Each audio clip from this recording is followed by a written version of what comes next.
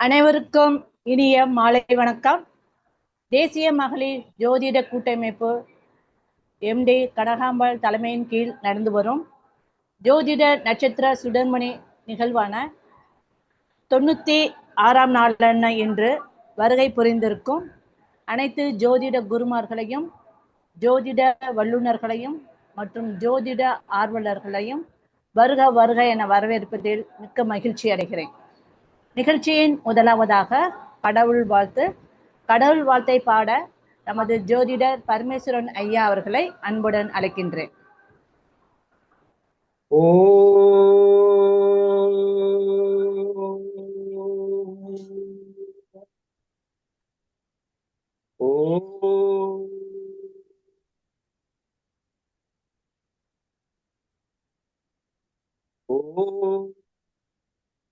ஐந்து கரத்தனை அணை முகத்தினை எந்தின் இளம்பிரை போலும் எயிற்றனை நந்தி மகந்தனை ஆன கொழுந்தினை குந்தியில் வைத்தடி போற்றுகின்றேன். திருப்புகழ் 170வது பாடல் பழனியை பற்றி. நாதவிந்து கலாதி நமோ நமோ வேத மந்திர சொரூப நமோ நமோ ஞான பண்டித சாமி நமோ நமோ வெகு கோடி நாம சம்பு குமாரா நமோ நமோ போக அந்தரி பாலா நமோ நமோ நாகபந்த மயூரா நமோ நமோ பரசூர தீப மங்கள ஜோதி நமோ நமோ தூய அம்பலலீலா நமோ நமோ வேத குஞ்சரி பாகா நமோ நமோ அருள்தாராய். திருச்சிற்றம்பலம். தென்னாடுடைய சிவனே போற்றி, எந்நாட்டவர்க்கும் இறைவா போற்றி, காவாய் கனகத்திரளே போற்றி, கைலை மலையானே போற்றி போற்றி. அனைவருக்கும் நன்றி, வாழ்த்துக்கள். வணக்கம் ஐயா, நன்றி.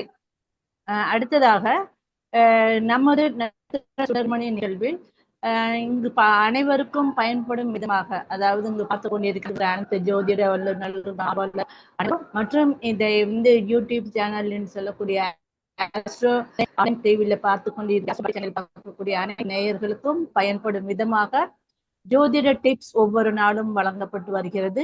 அத்தகைய ஜோதிட டிப்ஸை வழங்க நமது தேசிய மகளிர் ஜோதிட கூட்டமைப்பின் ஆலோசகராக இருக்கக்கூடிய திருப்பூரை சேர்ந்த தண்டபாணி ஐயா அவர்களை அன்புடன் அழைக்கின்றேன்.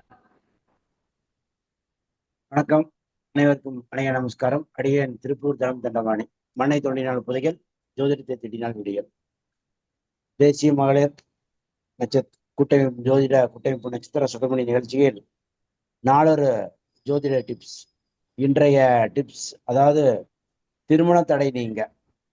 திருமண தடை உள்ளவர்கள் ₹1 நாணயத்தை ஒரு மஞ்சள் துணியில் கட்டி அருகிலுள்ள முருகன் கோவில் சென்று முருகப்பெருமான் பாதத்தில் வைத்து மனதார வணங்கி, பின்னர் அந்த கட்டிய அந்த முடிச்சை வாங்கி வந்து தினமும் வணங்கி திருமணமானவுடன் அதை ஞாபகமாக காணிக்கையாக செலுத்திவிட வேண்டும். நன்றி, வணக்கம். நன்றி ஐயா, நன்றி. நமது நிகழ்வின் அடுத்த நிகழ்வாக வரவேற்புரை. நமது ஜோதிட நட்சத்திர சுடர்மணி நிகழ்வில் ஒவ்வொரு நாளும் பாத்தீங்கன்னா ஒரு சிறந்த குருமார்கள், அதாவது ஜோதிடத்தில் சிறப்பு தன்மை வாய்ந்த ஜோதிட குருமார்கள் அப்படிங்கிறவங்க தான் இங்கே நம்முடைய வருகை சிறப்புரை ஆற்றி வந்து கூறியிருக்கிறார்கள். அத்தகைய வகையில் இன்று நம்முடைய பார்த்தோம் அப்படின்னா கரூரை சேர்ந்த ரவிஷ் ஜெயக்குமார் ஐயா அவர்கள் இங்கு நம்முடைய வருகை புரிந்திருக்கிறார்.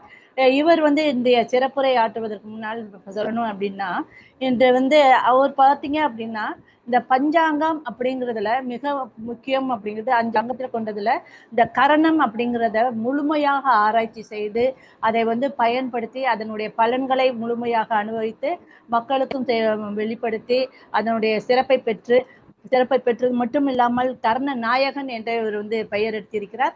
அத்தகைய வகையில் இன்று சிறப்பு வாய்ந்த நம்மளுடைய ஆஸ்ட்ரோ மற்றும் ஆசிரியராக இருக்கக்கூடிய கர்ணநாயகன் டி. திருதி ரவீஸ் ஜெயக்குமார் ஐயா அவர்கள் தான் இன்று நம்முடைய இங்கே வருகை புரிந்திருக்கிறார்.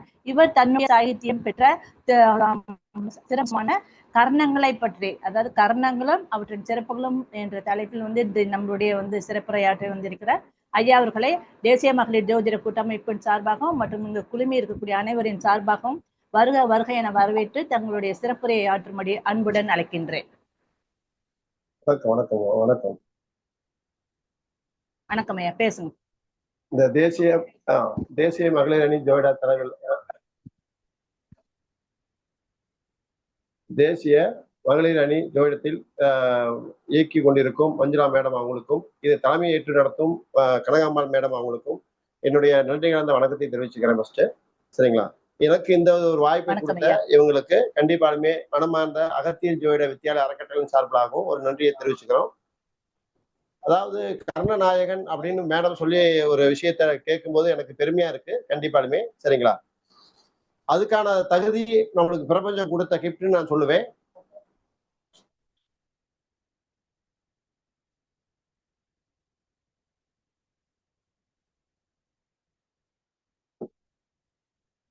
தடங்களுக்கு வருந்துகிறோம். கேக்குதா மேடம்? மேடம் கேக்குது கேக்குது கேக்குது கேக்குது, நீங்க பேசுங்க. சவுண்டே இல்ல. ஏதாவது கேக்குதா ஐயா? கேக்குது மேடம். ஓகே, நீங்க பேசுங்க. ஏதாவது தடங்கள் இருந்தா நாங்க மைக்ல ஆன் பண்ணி பேசுவோம், நீங்க தொடர்ந்து பேசலாம். Okay madam. ஓகே. அதாவது ஜோதிடத்துல கர்ணம்னு ஒரு சப்ஜெக்ட் இருக்கு அப்படிங்கிறத தெரியப்படுத்துறதுக்காக மேடம், அதாவது மஞ்சுளா மேடம் சரி, கனகாம்பாள் மேடம் சரி, அதை தேசிய மகளிர் அணி ஜோதிட சங்கத்தை வச்சு நடத்திக்கிட்டு இருக்கிற அனைத்து நல்ல உள்ளங்களுக்கும் என்னுடைய அன்பான முதற்கண் வணக்கத்தை தெரிவிச்சுக்கிறேன். அதாவது கர்ணங்கிறது இது ஒரு சப்ஜெக்ட் ஜோதிடத்துல மிகப்பெரிய முக்கிய பங்கு வகிக்குது அப்படிங்கிற அடிப்படையில அதுல நாம பயணிக்கிறத கண்டுபிடிச்சு அவங்க என்னை அலட்சியமைக்கு நன்றியை தெரிவிச்சுக்கிறேன் கண்டிப்பாலுமே. அதாவது ஒரு பஞ்சாங்கம்னா அந்த பஞ்சாங்கத்துக்கு உயிர் கொடுக்குற விஷயத்துல கர்ணத்துக்கு ஒரு முக்கிய பங்கு இருக்கு அப்படிங்கிறத நம்ம ஆணித்தரமா சொல்லி பதிவு பண்ணி வந்துட்டு இருக்கிறோம். அந்த அடிப்படையில தான் நம்மளுக்கான இந்த வாய்ப்பை கொடுத்துருக்காங்க. சரிங்களா? இந்த வாய்ப்பை நல்ல முறையா பயன்படுத்தி உங்களுக்கும் நிறைய விஷயங்கள் கர்ணத்தை பத்தி விஷயங்கள் கொடுக்கணும் அப்படிங்கிற ஆர்வத்துலதான் நம்ம இந்த ப்ரோக்ராம்ல கலந்துருக்கிறோம். சரிங்களா? அதாவது மேடம் கிட்டத்தட்ட ஒரு 3 வாரமா முன்னாடியே நம்மள்ட்ட கேட்டாங்க. அது சரியான முறையில கொடுக்க முடியல. சரிங்களா? ஆனா பட் அது இன்னைக்கு ஒரு தற்செயலான சூழ்நிலை, டக்குன்னு சரி பண்ணிடலாம் மேடம் அப்படின்னு சொல்லி நேற்று தான் அப்பாயின்மெண்ட் கொடுத்தேன். ஆனா பட் இருந்தாலும் நம்ம பதட்டமான சூழ்நிலையில இதுக்கு முன்னாடி இது வரைக்கும் நம்ம இது மாதிரி பண்ணியிருக்கிறோம். ஆனா பட் ரொம்ப ஒரு 3 மாசத்துக்கு முன்னாடி பண்ணியிருக்கிறோம். அதுக்கப்புறம் அது மாதிரி ப்ரோக்ராம் பண்றது இல்லை, விட்டுட்டோம். அதுக்கப்புறம் அதுக்கான மெட்டீரியல் அதுக்கான கருவிகளோட வச்சு பண்ணும்போதுதான் அது எந்த ஒரு தடுமாற்றம் இல்லாம இருக்கும் அப்படிங்கிற அடிப்படையில நம்ம அதெல்லாம் இல்லாம இப்ப உடனடியா அவங்க சொல்லிட்டாங்களே அப்படிங்கிற இதுல மெட்டீரியல் தயார் பண்ணி அந்த விஷயத்துக்குள்ள வந்திருக்கிறோம். சரிங்களா? ஏதாவது இடையூறுகள் இருந்தால் அதை ஃபர்ஸ்ட் மன்னிக்கணும் கண்டிப்பாலுமே. அதாவது வருங்காலத்துல மற்ற விஷயங்கள் அப்ளை பண்ணும்போது முன்னெச்சரிக்கையாவே எல்லா விஷயங்களும் ரெடி பண்ணிக்கிட்டு அந்த விஷயங்களை நம்ம கொடுப்போம் அப்படிங்கிறத நம்ம தெரிவிக்கிறப்போ இப்ப நம்ம கர்ணத்துக்குள்ள வந்துடலாம். ஏன்னா கிளாஸ் நேரம் ஆயிடுச்சு, அதனால கர்ணத்துக்குள்ள டைரக்டா வந்துடலாம். ஓகேங்க. அதாவது ஒரு பஞ்சாங்கத்துக்கு உயிர் பெற விஷயங்கள் எது அப்படின்னா 5 அங்கங்கள் தான் அந்த பஞ்சாங்கம் அப்படிங்கிற விஷயமா இருக்கு. சரிங்களா? 5 அங்கங்கள் இல்லாம பஞ்சாங்கம் இயங்காது அப்படிங்கிறதுல ஆணித்தரமான விஷயங்களை நம்ம சொல்றோம். சரிங்களா? அதாவது வாரம், திதி, நட்சத்திரம், யோகம், கர்ணம், இந்த 5 விஷயங்கள் அடக்கிதான் பஞ்சாங்கம் செயல்படுது அப்படிங்கிறதுக்கு அர்த்தம். சரிங்களா? பஞ்சபூதங்கள் இருந்தாதான் நம்ம வாழ முடியுங்கிறது மாதிரி இந்த 5 அங்கங்கள் இருந்தாதான் பஞ்சாங்கங்கிறது இயங்கும் அப்படிங்கிறதுக்கு அர்த்தம். இதுல ஏதாவது ஒரு அங்கம் இல்லைனாலும் பஞ்சாங்கம் இயங்குறதுல தடை ஏற்படும் அப்படிங்கிறதுதான் நிதர்சனமான உண்மை. சரிங்களா? ஆனால் நம்ம இப்ப எல்லாமே ஜோதிடங்கள் பாக்குறது அனைவருமே பார்த்தோம்னா நம்ம நட்சத்திரத்தை வச்சுதான் பேஸ் பண்ணி தான் நம்ம சொல்லிட்டு வந்துட்டு இருக்கிறோம். சரிங்களா? ஆனால் அதுல கர்ணமும் ஒரு சப்ஜெக்ட் இருக்கு அப்படிங்கிறத ஒரு பதிவு பண்றதுக்கு எனக்கு ஒரு வாய்ப்பு கிடைச்சிருக்கு. அந்த வாய்ப்பை உங்களுக்கு நல்ல முறையா கொடுப்பேன்னு நம்புறேன். சரிங்களா? ஓகே. அதாவது கர்ணம் அப்படின்னா என்ன அப்படின்னு ஃபர்ஸ்ட் தெரிஞ்சுக்கணும். சரிங்களா? எல்லாருமே அவங்களுக்குள்ள ஒவ்வொருத்தருக்கும் ஒவ்வொரு புரிதல் இருக்கும். எனக்கு தெரிஞ்ச புரிதலை உங்கள்ட்ட நான் அப்ளை பண்றேன். சரிங்களா? அப்போ கர்ணம்னா என்ன அப்படின்னு கேட்டா நிறைய பேர் சொல்லுவாங்க, ஒரு பாட்டு கூட சொல்லுவாங்க, கர்ணம் தப்பினால் மரணம் அப்படின்னு சொல்லுவாங்க. சரிங்களா? கர்ணம் தப்பினால் மரணம். அப்போ கர்ணம் தப்பினால் மரணம் அப்படிங்கிற வாசகத்துக்குள்ள என்ன அடங்கி இருக்கு அப்படின்னு பாத்தீங்கன்னா, அதாவது கர்ணம்ன்றது காற்று அப்படிங்கறத ஒரு விஷயம். கர்ணம் என்பது என்னதுங்க? காற்று. அப்போ காற்று தப்பினால் மரணங்கிறது தான் கர்ணம் தப்பினால் மரணம்னு சொல்றோம். சரிங்களா? அப்ப காற்று இல்லைன்னா உயிர் இல்லை. சரிங்களா? அப்ப உயிருக்கான முக்கியத்துவம் பெற்றது எது? கர்ணம் அப்படிங்கிறதுக்கு அர்த்தம். ஒரு மனிதனுடைய ஆயுளையும் தொழிலையும் நிர்ணயம் பண்ற பொருள் எதுனா கர்ணம் அப்படின்னு ஃபர்ஸ்ட் புரிஞ்சுக்கணும். மனிதனுடைய ஆயுளையும் தொழிலையும் நிர்ணயம் பண்ற பாக்கியம் எதுன்னு கேட்டா கர்ணம். அந்த கர்ணம் கரெக்டா கண்டுபிடிச்சிட்டீங்கன்னா அதுக்கான நிவர்த்தியா அவங்களுக்கு கொடுக்கலாம். தொழில பெருசா பாதிச்சிருக்காரு அப்படின்னா நிவர்த்தி கொடுக்கணும்னா ஃபர்ஸ்ட் அவர் கர்ணம் கண்டுபிடிங்க. அந்த கர்ணத்துக்கான வழிபாடுகளை எடுத்துக்கங்க. கர்ணத்துக்கான பரிகாரங்களை பயன்படுத்தி பாருங்க. கர்ணத்தை செயல்படுத்தி பாருங்க. பரிகாரம் நிறைய பேர் ஓடி போயிடுறாங்க. பரிகாரம்னா பயந்துக்கிட்டு அந்த வேலையை செய்யாம விட்டுறாங்க. அப்படி இல்லை. எந்த ஒரு பொருளும் இயங்கணும்னால் 48 நாள் முழு மண்டலமாக அதை பயணிக்கும் போது நிச்சயமா அது மூலம் நீங்க பலன் பெற முடியும்னா பலன் பெற முடியும். இதுக்குன்னு இல்ல, கர்ணத்துக்குன்னு இல்ல. எந்த ஒரு பரிகாரம் சக்சஸ் ஆகணும்னா 48 முறை அதை செய்யணும். சரிங்களா? 48 முறை தொடர்ந்து செஞ்சீங்கன்னா கண்டிப்பாலுமே அந்த கர்ணம் உங்களுக்கு அட்டகாசமா அது வேலை செய்யறது தெரியும் அப்படிங்கிற அர்த்தம் உண்டு. இப்ப எந்த கர்ணத்துல நீங்க பிறந்திருக்கிறீங்களோ அந்த கர்ண அதிபதியோ அந்த கர்ணத்திற்கான கிரகங்கள் அதிபதியோ எடுத்துக்கிட்டு நம்ம ஃபாலோ பண்ணோம்னா சரியா இருக்கும் அப்படிங்கறதுதான் அதுக்கான நிதர்சனமான உண்மை அப்படிங்கிற அர்த்தம் உண்டுங்க. இப்ப நம்ம கர்ணம் தப்பினால் மரணம்னு சொன்னோம். சரிங்களா? அப்போ கர்ணம் தப்பினால் மரணங்கிறதுக்குள்ள என்ன சொன்னோம்? நம்ம காற்று தப்பினால் மரணம்னு சொன்னோம். சரிங்களா? அப்ப காயமே பொய்யடா வெறும் காற்றடைத்த பையடா. காயமே பொய்யடா வெறும் காற்றடைத்த பையடா. இந்த காற்று அப்ப இந்த உடம்பு பூரா என்னதுங்க? வெறும் சதம். ஆனா அதுக்குள்ள இருக்கிறது காற்று தான். அந்த காற்றுனால இந்த உடம்பை என்ன செய்யுது? இயங்குது, பேசுது, மற்ற விஷயங்களுக்கு செயல்படுத்துறோம். உரிமை ஒரு பொருள் உரிமை கிடைக்குது அப்படின்னு அர்த்தம் உண்டுங்க. ஆனால் காற்று இல்லைனால் இதுக்கு பேர் ஜடம் அப்படின்னு சொல்லுவாங்க. சரிங்களா? அதை பெணம் அப்படின்னு சொல்லுவாங்க. சரிங்களா? பேர் சொல்லி கூட கூப்பிட மாட்டாங்க. சரிங்களா? அப்போ அந்த காற்று தான் முக்கிய பங்கு வகிக்குது அப்படிங்கறதுனாலதான் கர்ணம் தப்பினால் மரணம்னு சொல்றாங்க. அதைத்தான் நம்ம என்ன சொல்றோம்? காற்று தப்பினால் மரணம்னு நான் சொல்றேன். சரிங்களா? அதாவது ஜோயிடம் எல்லாம் சூட்சமத்தை தான் சொல்லியிருக்காங்க. சூட்சமத்துல வந்த விதிதான் கர்ணம். சரிங்களா? அப்ப அந்த கர்ணம் தான் காற்று அப்படிங்கிற ஒரு விஷயத்த கொடுக்கு. சரி, ஏன் காற்றை கொடுத்தாங்க அப்படின்னு ஒரு விஷயம் இன்னும் இல்லைங்க. கர்ணத்துக்கெல்லாம் அதிபதி யாருங்க? சனி பகவான். கர்ணத்துக்கெல்லாம் அதிபதி யாரு? சனி பகவான். அப்ப சனி எதுக்கு அதிபதி அப்படின்னு பாத்தீங்கன்னா, இப்ப கர்ணம்னு சொல்றோம்ல, கர்ணம் எந்த பாவத்தை குறிக்கும்? ஜோயிடத்துல கர்ணங்கிற ஒவ்வொரு இதுக்கும் ஒரு பாவகம் இருக்குங்க. சரிங்களா? இப்ப வாரத்துக்கு ஒரு பாவகம் இருக்கு, திதிக்கு ஒரு பாவகம் இருக்கு, நட்சத்திரத்துக்கு ஒரு பாவகம் இருக்கு, யோகத்துக்கு ஒரு பாவம் இருக்கு, கர்ணத்துக்கு ஒரு பாவம் இருக்கு. சரிங்களா? கர்ணத்துக்கு எந்த பாவத்தை கொடுத்திருக்காங்க அப்படிங்கறத நம்ம ஃபர்ஸ்ட் தெரிஞ்சுக்கணும். சரிங்களா? அது 8ஆம் பாவம். கர்ணத்துக்கு கொடுத்த பாவம் என்ன பாவங்க? 8ஆம் பாவம். ஏன் 8ஆம் பாவத்தை கொடுத்தாங்க அப்படின்னு கேட்டா 8க்கு அதிபதி தான் சனி பகவான். சரிங்களா? 8க்கு அதிபதி தான் சனி பகவான். 8க்கு அதிபதி தான் சனி பகவான். அப்ப சனிங்கிறது உங்களுக்கு என்னது? காற்று தத்துவம். சனிங்கிறது காற்று தத்துவம். அப்ப இதுல 8ஆம் அதிபதி ஆயுள்காரன் சொல்றாங்களா இல்லையா? அப்ப ஆயுளுக்கு அதிபதி சனி பகவானா வராது. அப்ப சனிங்கிறது காற்று தத்துவமா இருக்கிறதுனாலதான் சரிங்க. அப்ப அது என்ன செய்யணும்? கர்ணத்துக்கெல்லாம் அதிபதி சனி பகவானை கொடுத்திருக்காங்க. அப்ப ஆயுளுக்கு அதிபதியா 8 சனி பகவான் இருக்கிறனால அப்ப ஆயுளுக்கு என்ன விஷயம் இருக்குங்க? காற்று தான் இருக்கு. சரிங்களா? காற்று இல்லைன்னா ஆயுள் இல்ல. சரிங்களா? காற்று இல்லைன்னா ஆயுள் இல்ல. அப்படிங்கறதுனாலதான் என்ன செஞ்சிருக்காங்க? அந்த ஆயுள்காரனா சனி பகவானையும் கொடுத்திருக்காங்க, கர்ணத்துக்கு அதிபதியா சனி பகவானை கொடுத்திருக்காங்க. சரிங்களா? அதனாலதான் இந்த பாட்டு இங்க வருது. காயமே பொய்யடா வெறும் காற்றடைத்த பையடா. சரிங்களா? அப்படிங்கிற ஒரு விஷயம் வருது. அப்போ கர்ணம் என்பது என்ன அப்படின்னு கேட்டீங்கன்னா சனி பகவான் தான் குறிக்கும். சனி பகவான் காற்று தத்துவம் அப்படிங்கிற அமைப்புல இருக்கிறதுனால ஆயுளுக்கு அதிபதியா இருக்கிறதுனாலதான் அந்த கர்ணத்துக்கான பாவகம் எதுன்னா 8ஆம் பாவம் அப்படின்னு சொல்றோம். சரிங்களா? கர்ணத்துக்கான பாவம் எதுங்க? 8ஆம் பாவம்.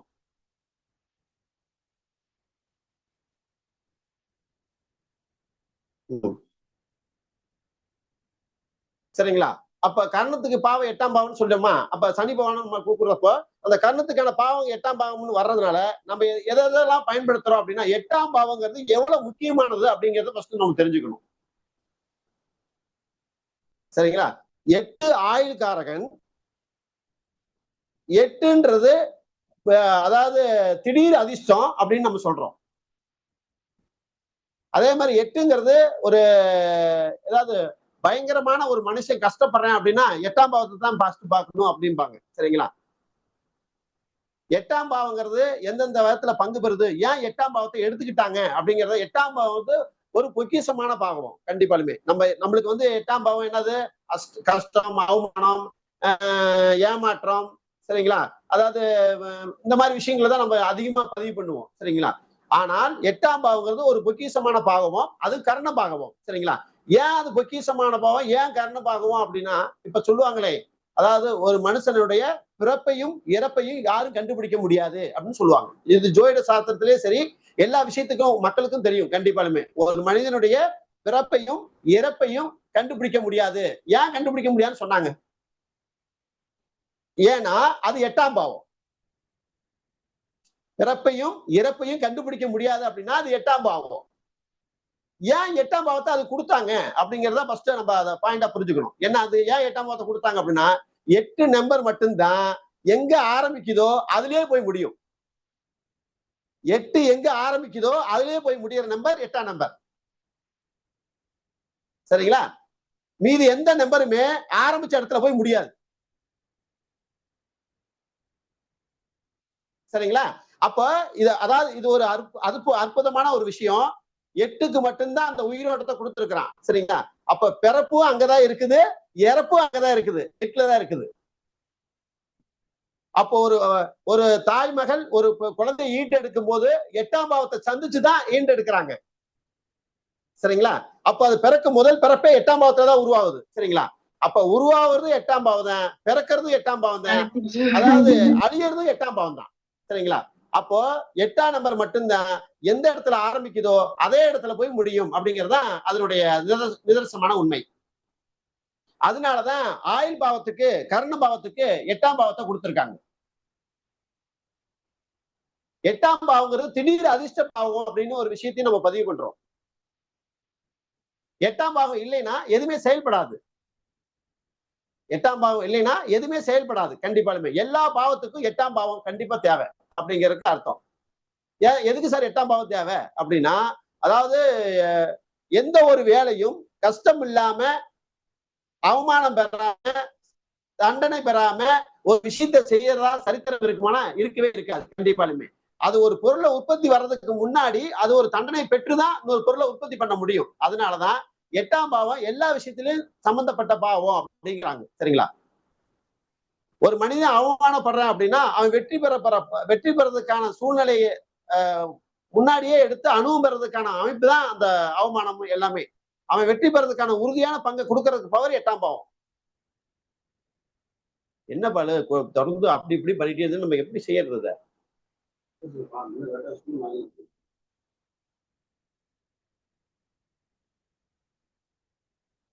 ஓகே மேடம், சின்ன சின்ன பிரேக் ஆகுது, கோச்சுக்காதீங்க.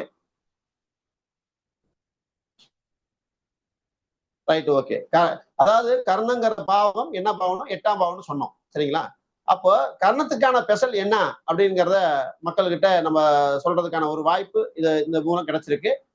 கர்ணம் என்பது நம்ம மனிதனுக்குள்ள ஒரு பெரிய ஒரு இயக்க கருவி அப்படின்னு நம்ம சொல்லலாம். அதனுடைய ஜோதிடத்துல அதனுடைய பங்கு என்ன அப்படின்னா, ஆயுளையும் தொழிலையும் நிர்ணயிக்கிற பாவம், அதாவது கர்ண பாவம் அப்படின்னு நம்ம எடுத்துக்கிட்டோம். அதுலயும் முக்கிய பங்கா கட்டத்துல எந்த பாவம்னா 8ஆம் பாவம்னு சொன்னோம், ரைட்டுங்களா? 8 இல்லாம எந்த வலிமையும் செய்ய முடியாது அப்படிங்கிறத நம்ம உறுதிப்படுத்துறோம் கண்டிப்பாலுமே. அதே மாதிரி கர்ணம்ங்கிறது எத்தனை கர்ணங்கள் இருக்கிறது அப்படின்னு பாத்தீங்கன்னா 11 கர்ணங்கள் இருக்குது. நம்ம 11 கர்ணங்கள், அதாவது ஜோதிடத்துல கர்ணம்னு ஒரு சப்ஜெக்ட் இருக்குது. திதியில பாதி தான் கர்ணம் அப்படிங்கிற ஒரு விஷயம் தெரியும். அதெல்லாம் உங்களுக்கு ஜோதிடர்கள் கண்டிப்பா தெரியும். அந்த திதியில பாதி கர்ணங்கிறப்ப எத்தனை டிகிரியில இருக்குதுன்னா 6 டிகிரியில இருக்கு. ஒரு கர்ணம் 6 டிகிரியில இருக்கு, சரிங்களா? அப்ப அது டைரக்டா நம்ம உள்ள வந்துடலாம், சரிங்களா? அப்ப அந்த கர்ணங்கிறது மொத்தம் 11 கர்ணம். 11 கர்ணத்துல சரகர்ணங்கள் 7 கர்ணமும் சிறகர்ணங்கள் 4 கர்ணமும் இருக்கு அப்படிங்கிற அர்த்தம் உண்டு. 7 கர்ணங்கள் அப்படிங்கன்னா ஒரு மாதத்துக்கு 8 முறை வரும். 7 8 56 முறை அப்படிங்கிறதுக்கு அர்த்தம், சரிங்களா? 7 8 56 முறை வரும்.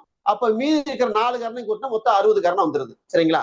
அப்போ எத்தனை திதி இருக்கு அப்படின்னு கேட்டீங்கன்னா 15 திதி. அதுல தேய்பிறை 15, வளர்பிறை 15 அப்படிங்கிறத மொத்தம் 30 திதி இருக்கு. அப்போ ஒரு திதிக்கு 2 கர்ணம், ஒரு திதிக்கு 2 கர்ணம் அப்படிங்கிறப்போ 2 30 60 கர்ணம் வரணும்.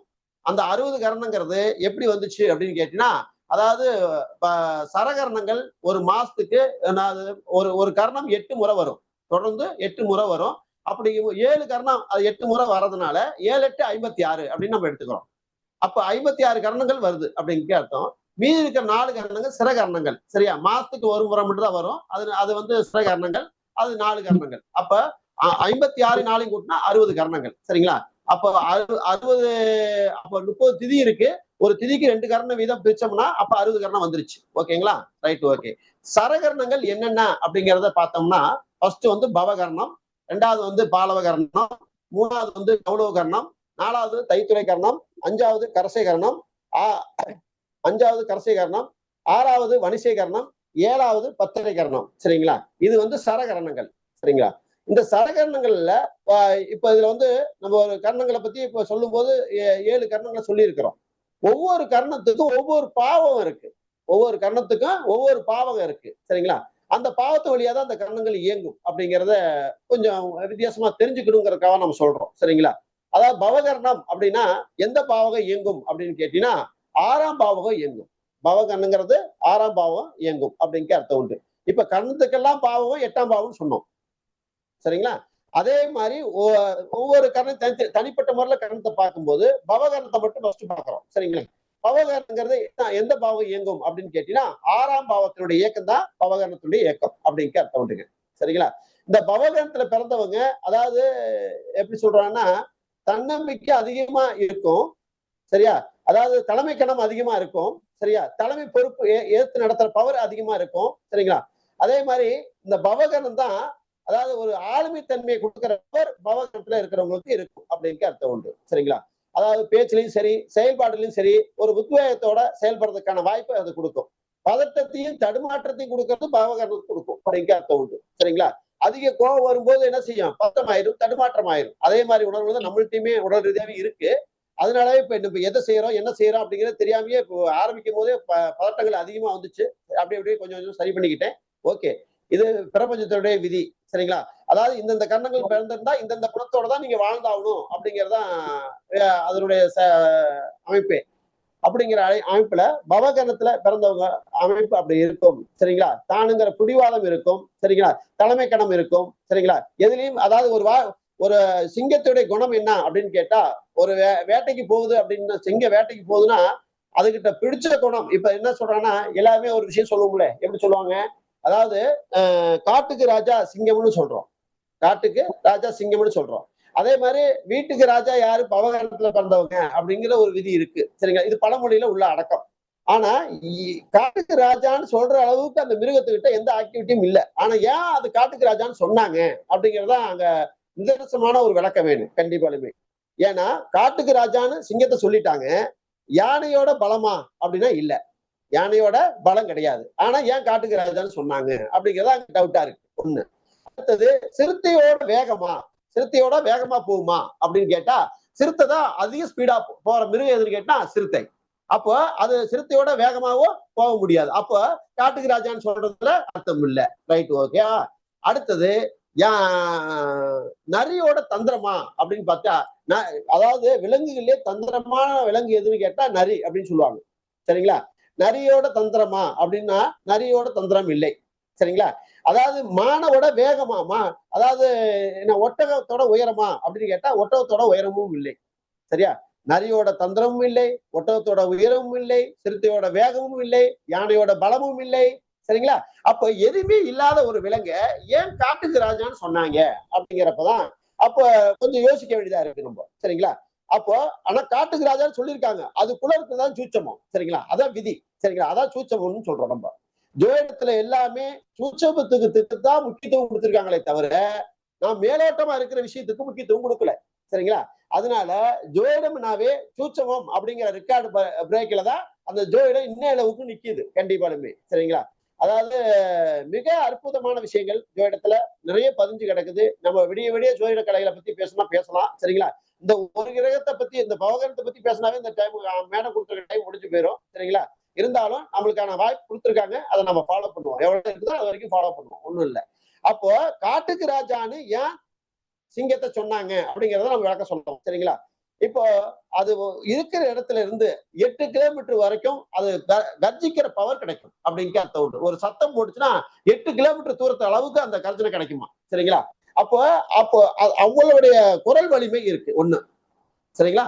அதே மாதிரி வேட்டைக்கு போகும்போது அதுகிட்ட இருக்கிற ஒரு பெரிய ஒரு வரப்பிரசாதம் என்னன்னு கேட்டீங்கன்னா, ஒரு மிருகத்தை வேட்டையாட போகுதுன்னா அது தன்னை விட உயரமான மிருகத்தை தான் வேட்டையாட போகும். சரியா? தன்னையோட வலிமையா தனக்கு மேல வலிமையா இருக்கிற மிருகத்தோட தான் போட்டி போட்டு வேட்டையாட போகும். சரிங்களா? அதாவது எலியோ பூனையோ என்ன செய்யாது, வேட்டையாடாது. எது? சிங்கம். சரிங்களா? அதாவது யானையோட போட்டி போடும், மானோட போட்டி போடும், புலியோட போட்டி போடும். இது மாதிரி மத்த விலங்கு தன்னை விட உயரமா இருந்தாலும் சரி, இல்ல வீரமா இருந்தாலும் சரி, இல்ல நம்ம பிடிக்க முடியாத வேகமா ஓடுறனாலும் சரி, இந்த மாதிரி தன்னை விட உயர்வான இடத்துல இருக்கிற மிருகத்தை மேலதான் போட்டி போட்டு அது வேலையை பார்க்கும். ஓகே, அது மட்டும் இல்லை. சரிங்களா? மெயினான விஷயத்துக்கு இப்ப வரணும். சரிங்களா? அதாவது ஒரு சிங்கம் ஒரு வேட்டையாட ஒரு யானையவே வேட்டையாட போகுது அப்படின்னு சொன்னா அந்த யானைய என்ன செய்யும், எந்த நேரத்துல எப்படி புலியா இருந்தா என்ன செய்யும், இங்கேயே பதுங்க ஆரம்பிச்சிடும். ஆனால் சிங்கம் என்ன செய்யாது, பதுங்குற குணம் அதுகிட்ட கிடையாது. சரிங்களா? அது நேரடியா பேஸ் டு பேஸ் என்ன செய்யும், மோதும். தான் உயிரே போனாலும் கூட அந்த உயிர் போயிரும் அப்படிங்கிற ஒரு பயம் தெரிஞ்சாலும் கூட, கண்ணுல தெரிஞ்சாலும் கூட அது என்ன செய்யாது, தன்னுடைய விஷயத்திலிருந்து பின்வாங்காது. அதுக்குத்தான் என்ன செஞ்சாங்க, காட்டுக்கு ராஜான்னு பேர் கொடுத்தாங்க. கண்டிப்பாலுமே அதாவது சிங்கத்துடைய குணாதிசயம் என்னங்க, வேட்டைக்கு போச்சுன்னா எதிராளி வளமானவனா, கெட்டிக்காரனா, திறமசாலியா அப்படி எல்லாம் பரிசோதிக்கிற இடத்துல இருக்காது. சரிங்களா? தனக்கு தேவை அதே மாதிரி என்ன செய்யணும், எலியோ பூனையோ பிடிக்காது. சரிங்களா?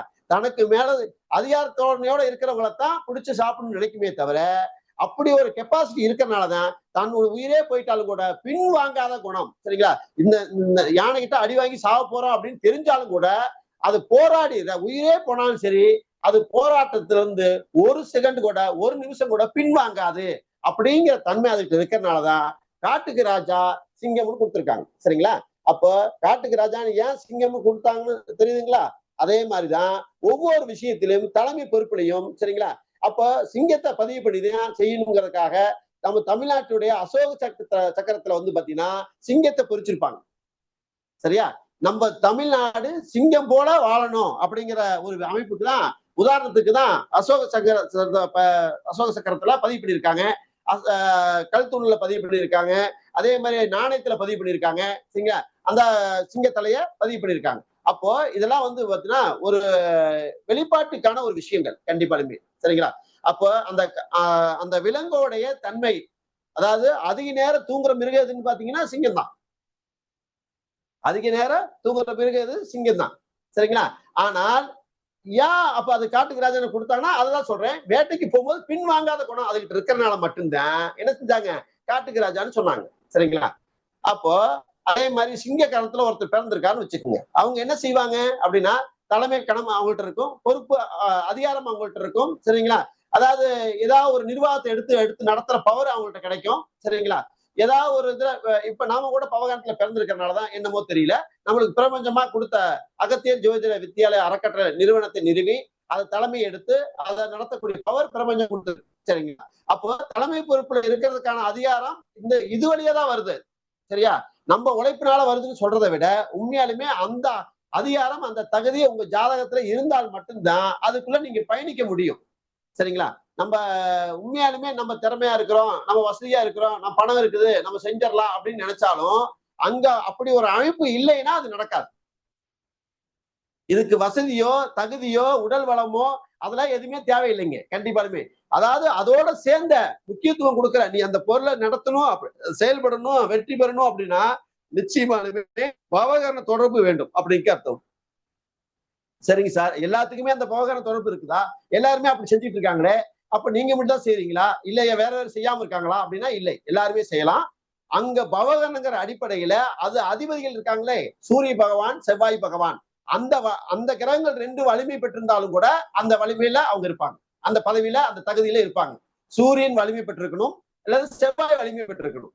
இன்னும் கொஞ்சம் சொல்ல போனோம்னா சித்திரை மாசம், ஆவணி மாசம், ஐப்பசி மாசம், மாசி மாசம் பிறந்திருந்தாங்கன்னா சூரியன் வலிமையான மாசம்னு அர்த்தம். இந்த மாசத்துல பிறந்தவங்களும் என்ன செய்வாங்க, கண்டிப்பாலுமே கம்பல்சரி அப்பனுடைய உதவி அவங்களுக்கு கிடைக்காது.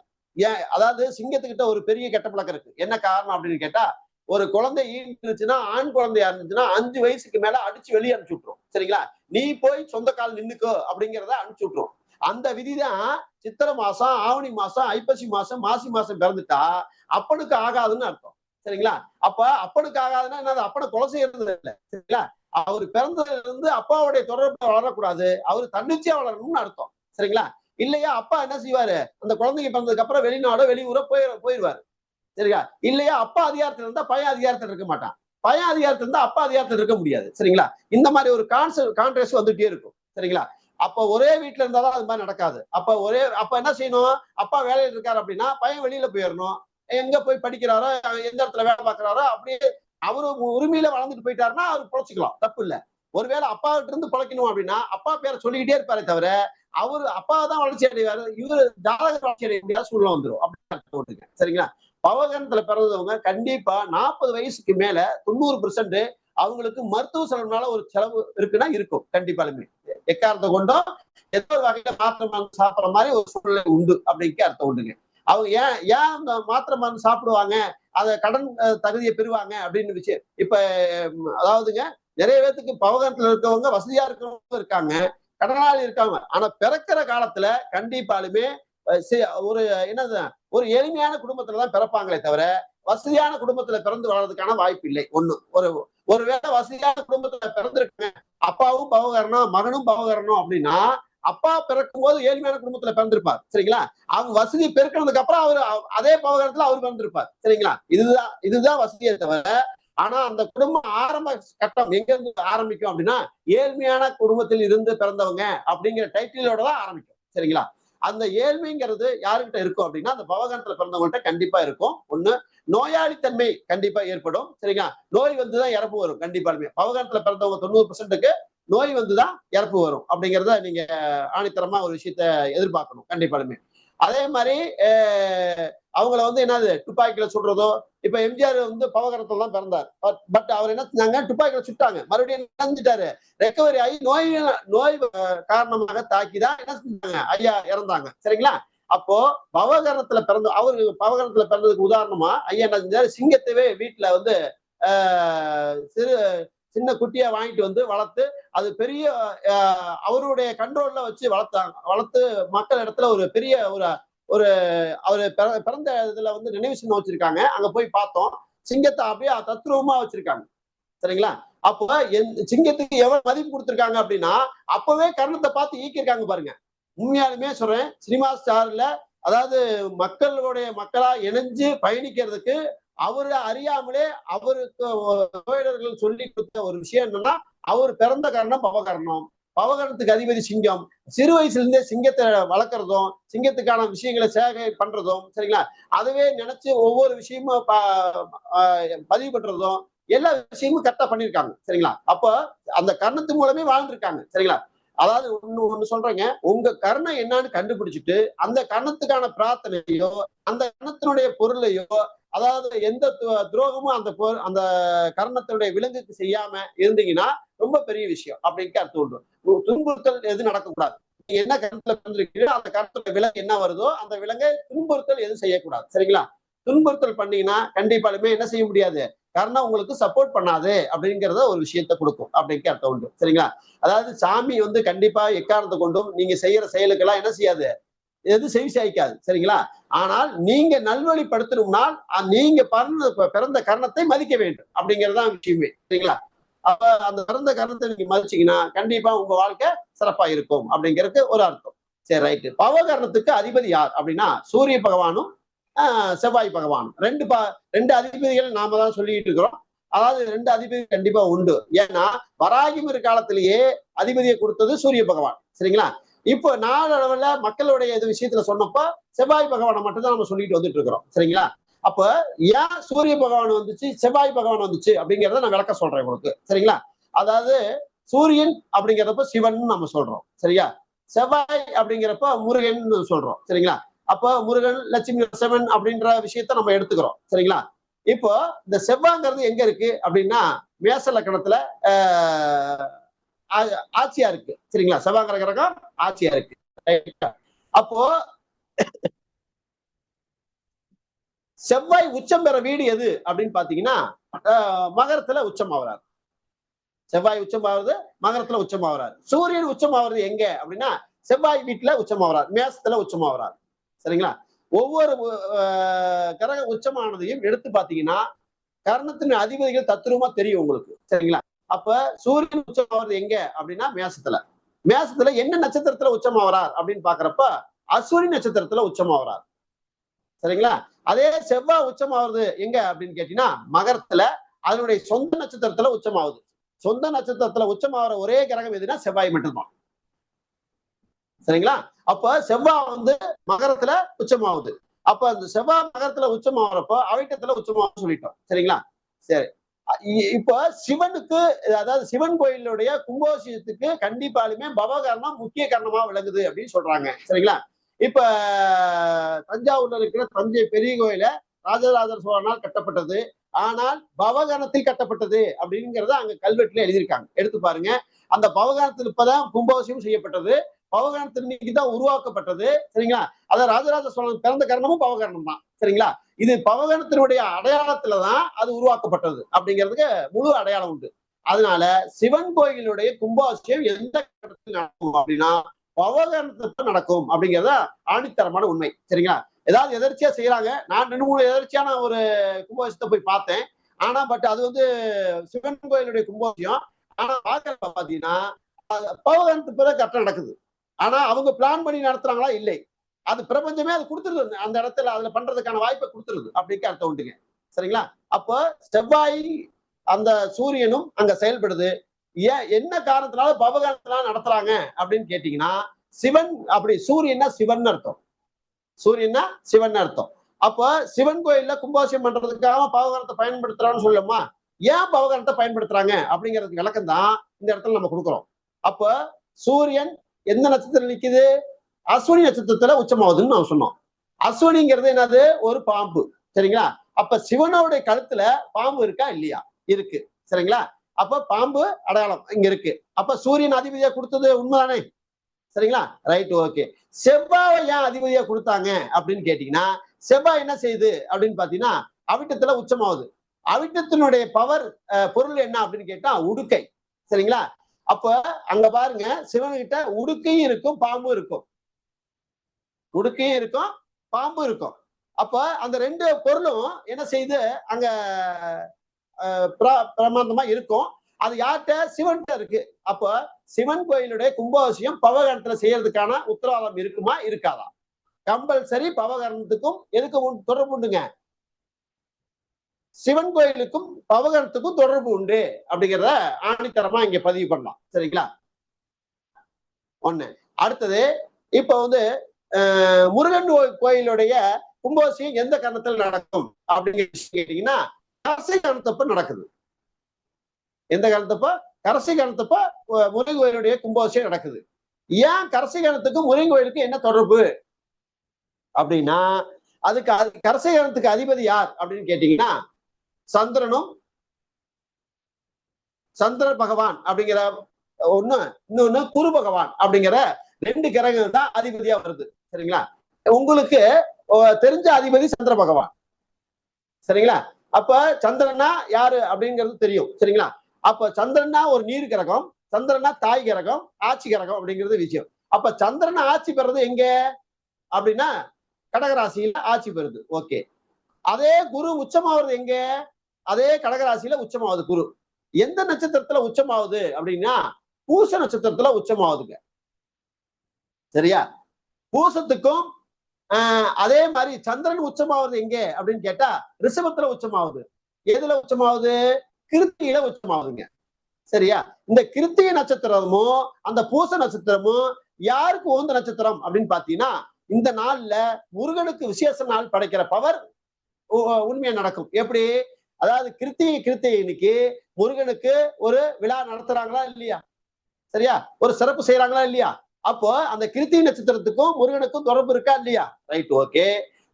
தைப்பூசம் கொண்டாடுறப்ப முருகனுக்கு உகந்த விழான்னு சொல்லி அதை பண்றதுக்கான வாய்ப்பு இருக்கா இல்லையா? அப்போ குருவான் உச்சமான நட்சத்திரம் பூசம், சந்திரமான் உச்சமான நட்சத்திரம் கிருத்திகை. அப்போ 2 பேர்த்துக்கும் தொடர்பு யாருக்கு தொடர்பு? இந்த 2 நட்சத்திரம் யாருக்கு தொடர்பு பண்ணுது அப்படின்னு கேட்டீங்கன்னா முருகப்பெருமானுக்கு தொடர்பு உள்ள நட்சத்திரம், சரிங்களா? அந்த நாள்ல முருகப்பெருமானுக்கு விசேஷம் செய்யக்கூடிய நாள் அப்படிங்கிற விஷயத்தை தெரியப்படுத்துது. அதனால நம்ம என்ன எடுத்துக்கிறோங்க, அதாவது முருகனுக்கு கும்பாபிஷேகம் நடத்துறதுக்கும் கும்பாபிஷேகம் செய்யறதுக்கும் சிறப்பு செய்யறதுக்கும் இந்த பூசமும் கிருத்திகையும் உகந்த நட்சத்திரமா இருக்கிறதுனால, அப்ப குருபவானும் சந்திரபவானும் அதுக்கு அதிபதியா வர்றதுனால ஆக மொத்தம் முருகப்பெருமானுக்கு கும்பாபிஷேகம் செய்யற நாள் எந்த காலத்துல செஞ்சா சிறப்பா இருக்குங்க, கரசை காலத்துக்கு செஞ்சா சிறப்பா இருக்கும் அப்படிங்கிறதா விளக்கம் இருக்கு. ரைட்டுங்களா? அப்படி ஒரு விஷயத்த அங்க ஆழமா பதிவு பண்ணிருக்காங்க. Right, okay. இப்போ அதாவது நம்ம எல்லாத்தையும் சொல்ல முடியாது, அதனால இப்போ கடைசியா ஒரு பத்திரை கரணத்தை சொல்லுவோமே, சரிங்களா? பத்திரை கரணத்துக்கு ஏன் பத்திரை கரணம் வந்தது? இப்ப கரசை கரணம்னு சொல்றோம்ல, அது எந்த பாவம் அதுக்கு அப்படின்னா 4ஆம் பாவம். பவகரணத்துக்கு எந்த பாவம்? 6ஆம் பாவம்னு சொன்னோம், சரிங்களா? 6ஆம் பாவம் நோய் பாவம் அப்படின்னு சொல்றோம். 6ஆம் பாவம் நோய் கடன் அப்படின்னு சொல்றோமா இல்லையா? அப்ப அந்த 6ஆம் பாவ தண்டனை பெறாம பவகரணம் வாழ முடியாது. 6ஆம் இடம் ஜெயத்துக்கான பாவகம். 6ஆம் பாவம் என்ன? ஜெயத்துக்கான பாவம், வெற்றிக்கான பாவகம், நோய்க்கான பாவகம், கடனுக்கான பாவகம், சரிங்களா? அது மாதிரி விஷயங்கள் எல்லாம் சந்திக்குமே தவிர அங்க வெற்றியும் முடியும் அப்படிங்கிறத விதி, சரிங்களா? அதாவது ஆரம்ப கட்டத்தில் எப்படி இருந்தாலும் சரி, பின் கட்டத்தில் கண்டிப்பாலுமே அதுக்கான அதிகாரத்தோடையும் அதுக்கான தகுதியோடையும் அதுக்கான வளர்ச்சியோடையும் இருப்பாங்க கண்டிப்பாலுமே, சரிங்களா? ஆனா இடைப்பட்ட காலகட்டத்துல நோய் கடன் வம்பு வழக்கு இதெல்லாம் ஈடுபடுவாங்க. அதெல்லாம் தாண்டி ஜெயிச்சு வெளியே வர்றதுக்கான பவர் தான் அப்ப என்னதுங்க பாவத்துக்கு உண்டு அப்படிங்கிறத அந்த 6ஆம் பாவம் சுட்டி காட்டும், சரிங்களா? 6ஆம் பாவம் ஜெயத்துக்கான பாவகம், வெற்றிக்கான பாவகம், சரிங்களா? 3, 6, 10, 11 நம்ம என்ன சொல்லுவோம்? உபஜெயஸ்தானம் சொல்லுவோம். அதுல ஒரு பாவம் தான் 6ஆம் பாவகம் அப்படிங்கிறத மறந்துடக்கூடாது.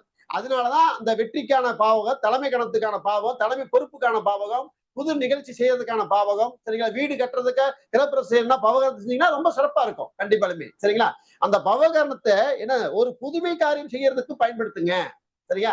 ஒரு காரியம் தோத்தே போய்கிட்டு இருக்குது அப்படின்னா ஜெயிக்கிறதுக்காக பவகரணத்தை பயன்படுத்துங்க. அந்த பவகரணத்தை திருப்ப செஞ்சு பாருங்க, ரொம்ப சிறப்பா இருக்கும், சரிங்களா? அந்த பவகரணத்துக்கு நீங்க என்ன தானம் பண்ணணுங்க? அதாவது பவகரணத்துல யார் பிறந்திருந்தாலும் சரி, கண்டிப்பாலுமே நீங்க ஏதாவது தானம் பண்ண நினைச்சீங்கன்னா அதுக்கு உணவு தான் தானம், சரிங்களா? அதாவது சாப்பாடு சமைச்சு போடுறவங்க தான் அந்த பவகரணத்துல பிறந்திருப்பாங்க கண்டிப்பாலுமே, சரிங்களா? அதாவது நீங்க ஏதாவது ஒரு பவகரணம் வர்ற அன்னைக்கு, சரிங்களா?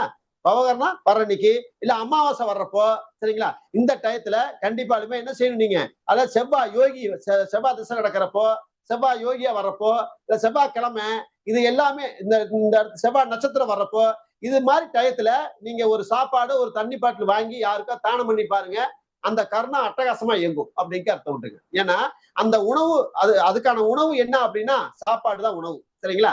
அந்த சாப்பாடை தானம் பண்ண உங்களுடைய அந்த பவகரணங்கிறது இயங்கிறதுக்கான அடையாளத்தை கொடுக்கும், பொது சேவையில ஈடுபடுறதுக்கான வாய்ப்பை கொடுக்கும், அது மூலம் புகழும் பாராட்டும் கிடைக்கிறதுக்கான வாய்ப்பு கொடுக்கும் அப்படிங்கிறத நிதர்சனமான உண்மை, சரிங்களா? அப்போ கரசைகரணங்கிறது 4ஆம் பாவத்தினுடைய இயக்கம், சரிங்களா? 4ஆம் பாவங்கிறது தாய்க்கான பாவம் நம்ம சொல்றோம், சரிங்களா?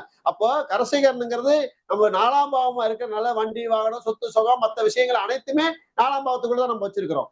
ஆனா மொத்தத்துல 4ஆம் பாவங்கிறது டுடே பாவம். டுடேன்னா என்னங்க? கர்ணம்.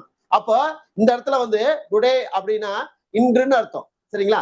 அப்ப இன்றுன்ற பாவத்தை குறிக்கிற காரணம் அப்படின்னா, அதாவது இதுல நம்ம பாவத்தை பிரிச்சிருக்காங்கல்ல, 1, 5, 9 திரிகோண பாவகம் அப்படின்னு நம்ம சொல்றோம், சரிங்களா? அதே மாதிரி 1, 4, 7, 10 கேந்திர பாவம் அப்படின்னு சொல்றோம் இல்லைங்க. கேந்திரம்னா என்னங்க? இன்னி பலனை தெரிஞ்சுக்கிறதுக்கான பாவம் தான் கேந்திர பாவம், சரிங்களா? அப்ப இன்னைய பாவத்துல தெரிஞ்சுக்கிறதுக்கான அடையாளத்தை கண்டுபிடிக்கணும்னா 4ஆம் பாவத்தை இயக்குனீங்கன்னா ரொம்ப ஈஸியா கண்டுபிடிச்சுக்கலாம், சரிங்களா? நம்ம வாழ்ற வாழ்க்கையே வண்டி வாகனம் சொத்து சுகம் மற்ற விஷயத்துக்காக, தாய் சுகம் மற்ற விஷயங்களுக்காகத்தான் இந்த ஜென்மத்துல நம்ம பிறப்பா எடுத்திருக்கிறோம். அதுக்கு பேர் கர்ண பாவம் அப்படிங்கிறதுக்காக கேந்திர பாவம், சரியா? கர்ண பாவமும் அதுதான், கேந்திர பாவமும் அதுதான் அப்படிங்கிற விஷயத்த அங்க தெரியப்படுத்துது, சரிங்களா? அதாவது கர்ணத்துக்கெல்லாம் பாவம் 8ஆம் பாவம் சொன்னேன், நல்லா வச்சு புரிஞ்சுக்கணும். கரசீகரணத்துக்கான பாவம் தான் 4ஆம் பாவம், சரிங்களா? அப்ப தாய் பற்று தாயை மதிச்சாங்கன்னா கண்டிப்பாலுமே அந்த கர்ணம் இயங்கும் அப்படிங்கிற அர்த்தம் உண்டு. 4ஆம் பாவங்கிறது தாயை குறிக்கிற பாவம். அவங்க இந்த கர்ணத்துல பிறந்திருக்காங்க அப்படின்னா கண்டிப்பாலுமே அந்த கர்ணம் வரல அப்படின்னு நீங்க ஏங்கப்பட வேண்டிய அவசியம் இல்லை. தாய் தான் உங்க கர்ணம், சரிங்களா? தாயை அதாவது வணங்குறதும் தாய்க்கு மரியாதை செலுத்துறதும் ஆனா இந்த கர்ணத்துல பிறந்தவங்க பாத்தீங்கன்னா பற்றுதலாவும் இருப்பாங்க, அதே சமயத்துல போராட்டமாவும் இருப்பாங்க, சரிங்களா? அந்த மாதிரி விஷயங்களும் இருக்கும். அதை புரிஞ்சுக்கிட்டு அந்த கர்ணத்துல பிறந்திருக்கிறோம்னா அந்த நல்வழிப்படுத்துறதோடு நடந்துகிட்டோம்னால் அந்த தண்டனை பாவம் குறையும் அப்படிங்கிறத நிதர்சனமான உண்மை. ஏன் தண்டனை பாவத்துக்குள்ள வாராங்க அப்படின்னா, சந்திரன் அவியோகில சிக்கியிருக்கும், சரிங்களா? சந்திரன் 6, 8 பாடல போய் மறைஞ்சிருக்கும். இது மாதிரி மறைஞ்சிருக்கிறப்ப காரசாரமா சண்டை கட்டி கிடப்பாங்க. அதுவும் ஒரு நட்பு பாவம் தான். சண்டை கட்டுறது நம்மளுக்கு வேணா இப்ப விதண்டவாதமா தெரியும். அங்க அந்த கான்ட்ரவர்சி வர்றதுக்கான வாய்ப்பு அதை ஏற்படுத்தி கொடுக்கும்னா கொடுக்கும். பாசம் அதிகமா அக்கறை அதிகமா எடுத்துக்கிட்டவங்கள்ட்ட சண்டையும் இருக்கும். சரிங்களா? அப்போ ரெண்டையும் நீங்க அட்ஜஸ்ட் பண்ணி தான் பார்க்கணும். நீங்க ஒரே விதம் மட்டும் சொல்லிட்டு போனீங்கன்னா பலன் சரியா இருக்காது அப்படின்ட்டு அர்த்தம் உண்டு. அப்ப 4ஆம் பாவத்தினுடைய செயல்பாடுகளை எடுத்து கொடுக்கிற பாவகம் யார் அப்படின்னு கேட்டீங்கன்னா அது கர்சைகரணம் அப்படின்ட்டு அர்த்தம் உண்டு. இப்ப நம்ம வந்து ஒரு பத்திரைகரணத்தை ஒண்ணு சொல்லிடலாம்னு சொன்னோம். அது பத்திரைகரணத்துக்கான பாவகம் என்ன அப்படின்னா 8ஆம் பாவங்க. பத்திரைகரணத்துக்கான பாவம் என்னங்க? 8ஆம் பாவம். அதனாலதான் இந்த பத்திரைகரணம் ஜோதிட விதியில ரொம்ப பங்களிக்குது அப்படின்ட்டு அர்த்தம் உண்டு. சரிங்களா? ஜோதிட விதியில ரொம்ப பங்களிக்குது. இப்ப பவகரணத்துக்கும் ஜோதிடத்துக்கும் என்ன சார் சம்பந்தம் அப்படின்னு கேட்டீங்கன்னா அது ஆராய்ச்சி பாவம். அது என்ன செய்யும்? ஆராய்ச்சி பாவம். சரிங்களா? அதாவது ஒரு ஜோதிட கலையை ஆராய்ச்சி பண்ணி மக்களுக்கு தெளிவோட கொடுக்கணுங்கிற நோக்கத்தோட அந்த ஆராய்ச்சி தொடர்ந்து இருக்குமானா இருக்கும். யார்கிட்ட? பவகரணத்துல பிறந்தவங்ககிட்ட. ஆனால் பத்திரைகரணத்தை பிறந்தவங்ககிட்ட அதாவது ஆராய்ச்சி இருக்குதா இல்லையா தெரியாது, ஜோதிடத்துல ஆழ்ந்த சிந்தனை இருக்கும். சரிங்களா? அதாவது ஜோதிடத்துல ரொம்ப ஆழ்ந்த சிந்தனை இருக்கும். அவங்க வந்து மக்களுக்கு எப்படி சொல்றதுன்னா திண்ணூறு மந்திரிக்கிறதுல இருந்து சரியா பாடம் போடுறதுல இருந்து திண்ணூறு மந்திரிக்கிறது, பாடம் போடுறது, பூசாரித்தனம் பாக்குறது, ஜோதிடம் பாக்குறது, சரிங்களா? இது மாதிரி இதுல இல்ல பூசாரிய வீட்டுல யாராவது குடும்பத்து வகையில யாராவது பூசாரியா இருக்கிறது, இல்ல திண்ணூறு மந்திரிக்கிறவங்க இருக்கிறது, இல்ல சும்மா பாடம் போடுறது, ஏதாவது இலையை எடுத்து வேப்பந்தலையை எடுத்து என்ன செய்வாங்க? பாடம் போடுவாங்க. சரிங்களா? அந்த மாதிரி நிகழ்வுகள் இருக்கிறவங்க இவங்க எல்லாம் யாரு கரணத்துக்கு வழியா வருவாங்கன்னா பத்திரை கரணத்து வழியா தான் வருவாங்க. சரிங்களா? அவங்க ஊர் தர்மகர்த்தாவா இருக்கிறது. சரிங்களா? இப்படி எல்லாம் அவங்க இதுல இருப்பாங்கன்னா இருப்பாங்க. யாரு? பத்திரைகரணத்துல இருந்தா. சரிங்களா? இல்லையா அந்த பத்திரைகரணத்துல பிறந்தவரே என்ன செய்வாரு? ஜோதிடப்படியில ரொம்ப ஆழமா இருப்பார். சரிங்களா? ஏன்னா நினைவு சுழி பார்த்து பேசக்கூடிய வாய்ப்பு அவங்களுக்கு தான் அதிகமா கிடைக்கும். கண்டிப்பாலுமே. சரியா? ஜோதிடப்படியை கையாண்டு பலன் சொல்லி மக்கள்கிட்ட பேர் வாங்குற பவரும் அவங்களுக்கு உண்டு. ஒண்ணு. அதே சமயத்துல அதாவது பத்திரிகைத்துல பிறந்தவங்க ரொம்ப தாழ்வு மனப்பான்மையோட இருப்பாங்க. ஏன்னா அந்த ஏன் தாழ்வு மனப்பான்மை என்னது? ஐயோ நம்ம கரெக்டா சொல்ல முடியுமா முடியாதா அப்படிங்கிற உரிமையில தள்ளி வெளிவரவங்களும் இருக்காங்க அதுல. சரிங்களா? அதே சமயத்துல எடுத்து ஜெயிக்கிறவங்களும் இருப்பாங்க. 2 விஷயங்களும் அங்க இருக்கும். ஆனால் அந்த காரணத்துல பிறந்தவங்க கண்டிப்பாலுமே ஜோதிட வழியில போனால் மட்டும்தான் பொழைச்சுக்க முடியும் அப்படிங்கிற ஒரு விஷயம். ஆராய்ச்சி இப்ப இல்லைன்னா கவர்மெண்ட் வேலையில ஏதாவது ஒரு ஆராய்ச்சி வேலையில ஏதாவது இருப்பாங்க கண்டிப்பாலுமே. அதாவது பத்திரிகைத்துல பிறந்தவங்க ஆராய்ச்சியாளர் அப்படிங்கிற விஷயத்தையுமே எடுத்துக்கலாம். இதுக்கு அதாவது ஜோதிட ஆராய்ச்சியாளரா இல்லவோ தெரியாது. சரிங்களா? அதாவது அவங்களுக்கு ஒரு துணைக்கு ஒரு ஆள் இருந்தான்னு வச்சுக்கோங்க, எதையும் ஜெயிச்சிருவாங்க. சரிங்களா? அவங்களை தூண்டுறதுக்கு ஒரு ஆள் வேணும் கண்டிப்பாலுமே. பத்திரிகைத்துல பிறந்தவங்க கூட தூண்டுறதுக்கு ஒரு ஆள் இருந்தாங்கன்னா அவங்க அட்டகாசமா அந்த வேலையை செஞ்சு வெற்றி பெற்றுவாங்க. சரிங்களா? திறமசாலியும் கூட. சரிங்களா? அதே சமயத்துல அவங்கள்ட்ட அப்பப்ப அந்த கோழி சொல்ற எண்ணம் அங்க பதிவாகும். ஏன்னா கோழி அந்த அதுக்கு அதிபதி கோழியா இருக்கிறனால அந்த கோழி சொல்ற இங்கிட்டு இருக்கிற கருத்தை எடுத்துக்கொண்டு இன்னொருத்தர் போய் சொன்னாதான் அவங்களுக்கு தூக்கமே வரும். சரிங்களா? இல்லைன்னா தூக்கம் வராது. ஏன்னா அந்த பவர் அது. சரிங்களா? அப்போ என்ன கோழி சொல்றியா அப்படின்னு ஒரு வார்த்தை நம்ம பழக்க வழக்கத்துல பேசுவோம்ல, அந்த பழக்க வழக்கம் அவங்கள்ட்ட இருக்கும். சரிங்களா? அந்த பத்திரிகைகிட்ட இருக்கும். தாயத்து போடுறவங்க, தாயத்து மந்திரிக்கிறவங்க, தாயத்து பாடம் பண்ணி போட்டு விடுறவங்க, பத்திரிகைத்துல பிறந்தவங்க தாயத்து யாருக்கா போட்டாங்கன்னா கண்டிப்பா அவங்களுக்கு நோயில இருந்தாங்கன்னா நோய் சரியாகும் கண்டிப்பாலுமே. ஆனா பத்திரிகைத்துல பிறந்தவங்க அன்னைக்கு பத்திரிகைக்கு அந்த பாடத்தை போட்டாங்கன்னா ரொம்ப வெற்றி ஆகும் கண்டிப்பாலுமே. அந்த பத்திரிகைத்துல இருந்தவங்க என்ன செய்யணும்? நீ பத்திரிகைத்துல இருந்தா மட்டும் பத்தாது. ஆனால் அன்னைக்கு பத்திரிகைல இருந்து ஒரு பாடம் ஒருத்தருக்கு ஏதாவது உடம்பு சரியில்லைன்னு வராங்க, இல்லது ஏதாவது தாயத்து பொண்ணு வராங்க, இல்லது மந்திரிக்குன்னு வராங்க, அன்னைக்கு நிகழ்ல பத்திரிகை திருநிக்கி செஞ்சீங்கன்னா ரொம்ப சிறப்பா அந்த காரியம் மிக வெற்றிகரமா முடியும் அப்படிங்க அர்த்தம் உண்டுங்க. சரிங்களா? அதாவது உடம்பு சரியில்லாம நோயை சரியாக்குறதுக்கும் கோர்ட்டினுடைய விடுதலை ஆகிறதுக்கும் ஒரு ஃபார்ம் ஃபில்அப் பண்ணி இன்னைக்கு கோர்ட்ல ஒரு கேஸ் கொடுக்கணும் பதிவு பண்ணணும் அப்படின்னா அந்த பத்திரிகை தண்ணிக்கு பதிவு பண்ணி பாருங்க. ஒரு பஞ்சாயத்து பேசி முடிக்கிறது கூட பத்திரிகை தண்ணிக்கு பேசி பாருங்க. அந்த பஞ்சாயத்து நல்ல விஷயமா போய் முடியும் அப்படிங்க அர்த்தம் உண்டு. சரிங்களா? அதாவது வழக்குகள் வெற்றி பெறதுக்கு கேது பகவான் தான் துணை புரிவார் எப்பவுமே. சரிங்களா? அப்ப அதாவது ஒரு மனிதன் வந்து ஆளப்படுறது ராகுனாலையும் கேதுனாலதான் ஆளப்படுறேன் அப்படிங்கிறதா நிதர்சனமான உண்மை. ராகுனாலையும் கேதுனாலதான் மனுஷனே வாழ்றான். சரிங்களா? வீடுடைய வாஸ்தும் ராகு கேதுனாலதான் ஆளப்படுது. சரிங்களா? அதாவது மனிதனுடைய உடம்பு வச்சுதான் வீட்டுடைய வாஸ்தை வச்சாங்க, வீட்டுடைய வாஸ்தை வச்சுதான் மனிதனுடைய உடம்ப கணிச்சாங்க. சரிங்களா? அப்ப 2க்கும் சம்பந்தம் இருக்கா அப்படின்னா வீட்டுக்கும் மனிதனுடைய உடம்புக்கும் சம்பந்தம் உண்டு அப்படிங்கிறக்க அந்த 2 இடத்துலயுமே கதாநாயகனா இருக்கிறது யார் அப்படின்னா ராகு பகவானும் கேது பகவான் தான். சரிங்களா? அப்ப மனிதனுக்கு எந்த வகையில ராகு பகவானும் கேது பகவானும் பயணிக்குது அப்படின்னா, மனித உடம்புல ராகுவா வாய் பயணிக்குது, சரிங்களா? கேதுவா ஆசன வாய் பயணிக்குது, சரிங்களா? அதாவது மோசன் போற இடம் ஆசன வாயின்னு சொல்லுவோம், சரிங்களா? அப்ப மலம் கழிக்கிற இடம் ஆசன வாயின்னு சொல்லுவோம், சரிங்களா? அப்போ இதுல வந்து ராகு என்னது, உணவு சாப்பிடுற இடத்துல வாயாக இயங்குது. அதாவது தலை, ராகுக்கு தலை இருக்கிறதுனால அது என்னவா இயங்குது, வாயா இயங்குது அப்படிங்கிற அர்த்தம் உண்டு. அப்போ ராகு வாயா இயங்குது, கேது வந்து ஆசன வாயுவா இயங்குது, சரிங்களா? அதைத்தான் நம்ம சொல்லுவோம் மேவாய் கீவாய்ன்னு சொல்லுவோம். மேவாயா இயங்குறது ராகு பகவான், கீவாயா இயங்குறது கேது பகவான் அப்படிங்கிறத ஆணித்தரமா நம்ம கொடுத்துருக்கிறோம். அந்த ராகு எங்க உச்சமாகுது அப்படிங்கிறத மக்கள் இடத்துல நிறைய நம்ம எல்லாம் பயணிச்சுக்கிட்டு தான் இருக்கிறோம். இந்த எவ்வளவு புரிதல் சொன்னாலும் அது எடுத்துக்கிறதே இல்லை. இருந்தாலும் மீண்டும் அந்த விஷயத்த நம்ம இந்த கருத்தரங்கத்திலையும் நான் பதிவு பண்றேன். என்னன்னா, ராகு உச்சமாவது ரிஷபத்துல, ஏன் ரிஷபத்துல உச்சமாகுது அப்படிங்கிறத ஒரு புரிதலுக்காக உங்களுக்கு சொல்லிடுறேன். ராகு அங்க உச்சமாகுது, ஏன் உச்சமாகுது அப்படின்னு கேட்டா, அங்க ரோஹிணி நட்சத்திரத்துல தான் உச்சமாகுது, சரிங்களா? அப்ப ரோஹிணி நட்சத்திரத்துல ஏன் உச்சமாகுது? ஒருத்தர் கேட்டாரு, ஏங்க மிருகசீடம் இருக்குல்ல, ஏன் அதுல உச்சமாவாது, நீங்க ஏன் ரோஹிணில உச்சமாவது சொல்றீங்க அப்படின்னாங்க, சரிங்களா? மிருகசீடா ஆண் சாரை அப்படிங்க, அது சார பாம்பு அப்படின்னு சொல்லுவாங்க, சரிங்களா? அதாவது சாரி, அது பெண் சாரை. அதாவது மிருகசீட நட்சத்திரம் வந்து பெண் சாரை. இது வந்து ரோஹிணி நட்சத்திரம் வந்து ஆண் நாகம், சரிங்களா? அப்ப நாகப்பாம்பு என்ன செய்யும், தலையை தூக்கி படம் எடுக்கும், சரிங்களா? அப்ப நாகப்பாம்பு படம் எடுக்கும் அப்படிங்கிறதுனால அப்ப தலையை வேலை செய்யுதுங்க, சரிங்களா? அப்ப தலை வேலை செய்யற நட்சத்திரத்தில் தானே ராகு பகவான் உச்சமாக முடியும், சரியா? ராகுவோட வேலை என்னங்க, தலை தானே. அப்ப கேதுவோட வேலை என்னங்க, வால் தானே, முண்டம் தானே, சரிங்களா? அப்ப தலைக்கான பாகம் ராகு பகவானுக்கு இருக்கிறதுனால ராகு எந்த நட்சத்திரத்துல உச்சமாகும் அப்படின்னா, அதாவது ரோஹிணி நட்சத்திரத்துல உச்சமாக முடியும். ஏன்னா ரோஹிணி தான் ஆண் நாகம், ரோஹிணியோட விலங்கு என்னங்க, ஆண் நாகம். அப்ப நாகப்பாம்பு அங்க இருக்கிறதுனால அப்ப என்னது, உணவு ஸ்தானத்துல வேலை செய்யறதுனால தலை இருந்தாதான் உணவு சாப்பிட முடியும். 2ஆம் இடத்துல ராகு பகவான் உச்சமானா மட்டும்தான் ராகு பகவானுடைய நினைச்ச வாழ்க்கையை வாழ முடியும் அப்படிங்கிறதா நிதர்சனமான உண்மை. அப்ப கேது எங்க உச்சமாகுது, 8ல உச்சமாவறார். அப்ப 8ல உச்சமானாத்தான் அவர் என்னது, ஆசனவாய், அங்க சாப்பிட்டா இங்க வெளியே போனா மட்டும்தான் அந்த உடம்பு ஆரோக்கியமா இயங்கும் அப்படிங்கிறதுக்கு தான் மேவாயி சாப்பாடு சாப்பிட்ற உணவு அனைத்தும் உள்ள தள்ளுற பவர், உள்ள இருக்கிற பவர் அனைத்தும் ராகு பகவான், வெளியே தள்ளுற பவர் அனைத்துமே கேது பகவான் அப்படிங்கிற அர்த்தம் உண்டு. உள்ள தள்ளுறதும் வெளியே தள்ளுறதும் இல்லை என்றால் மனித உடம்பு இயங்காது அப்படிங்கிறதா நிதர்சனமான உண்மை அப்படிங்கிறத நம்ம ஆணித்தரமா பதிவு பண்றோம், சரிங்களா? அப்போ அதே மாதிரி வீட்டுடைய வாஸ்துக்கு என்னங்க சம்பந்தம் அப்படின்னு நம்ம கேட்கிறோம்ல. வீட்டுடைய நுழைவாய் கதாநாயகன் யார் அப்படின்னா ராகு பகவான் அப்படிங்கிற அர்த்தம் உண்டு. வீட்டுடைய நுழைவாயில், சரிங்களா? நிலைய வைக்கிறோமா இல்லையா, அந்த நிலைக்கு முதல் கதாநாயகன் யாருன்னா ராகு பகவான் தான், சரியா?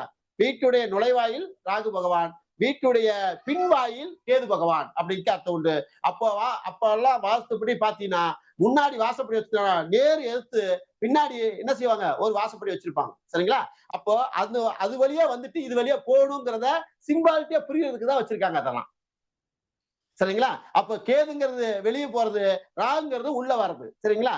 அப்ப உள்ள வர எது வழியா உள்ள போகணும் அப்படின்னா அது வழியா தான் உள்ள போகணும். அப்படின்னாத்தான் அந்த ஊடும் சிறப்பா இருக்கும், அந்த செயல்பாடுகளும் சரியான முறையில பிரபஞ்ச முறையில இயங்கும் அப்படிங்கிறதா நிதர்சனமான உண்மை. அதுக்குத்தான் வாஸ்துக்கும் மனித உடம்புக்கும் பங்கு இருக்கானா, இருக்கு. அதே மாதிரி ஜோதிடத்துக்கும் வாஸ்துக்கும் மனிதனுக்கும் பங்கு இருக்கானா, இருக்கு, சரிங்களா? ஜோதிடம் இல்லாம வாஸ்து இல்லை, வாஸ்து இல்லாம ஜோதிடம் இல்லை, சரிங்களா?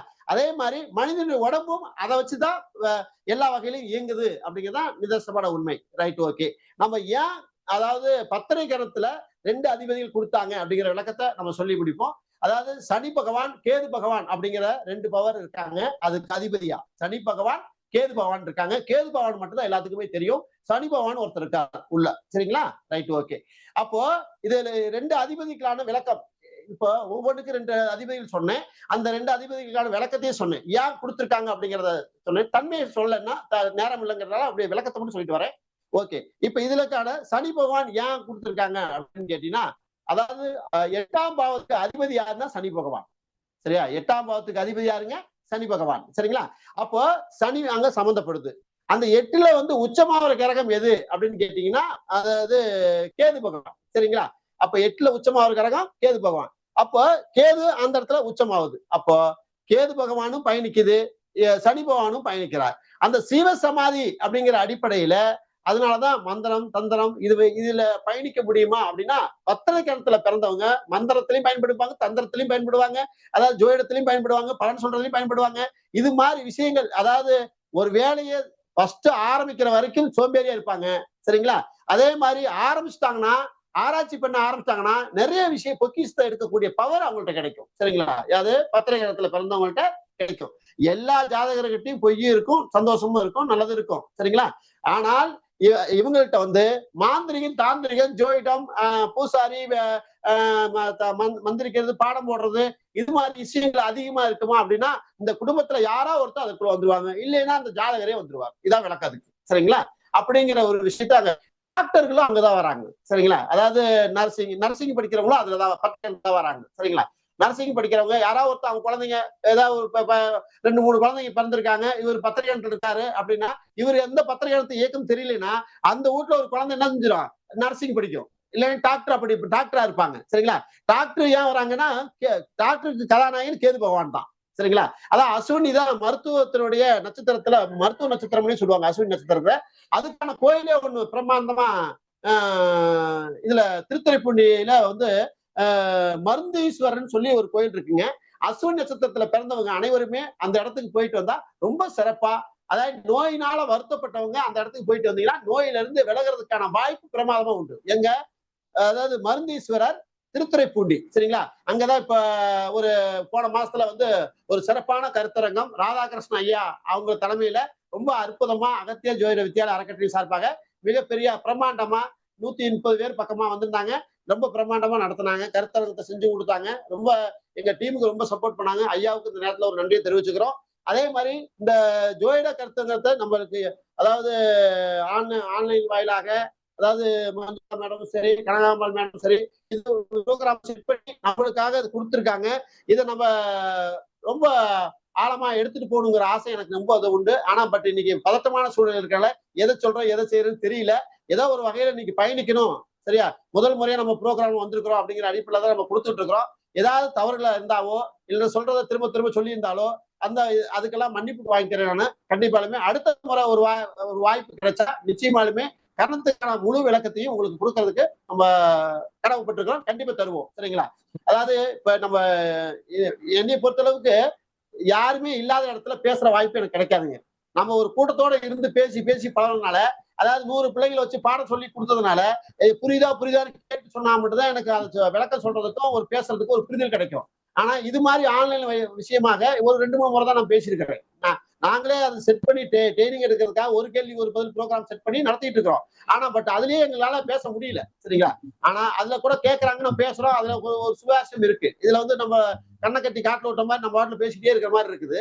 அதனால நம்மளுக்கு உள்வாங்கி கேட்டு பதில் சொன்னா மட்டும்தான் அருமையான பதிலையும் விளக்கத்தையும் கொடுக்க முடியும் அப்படிங்கிற சூழ்நிலை நம்ம பழகிட்டோம்.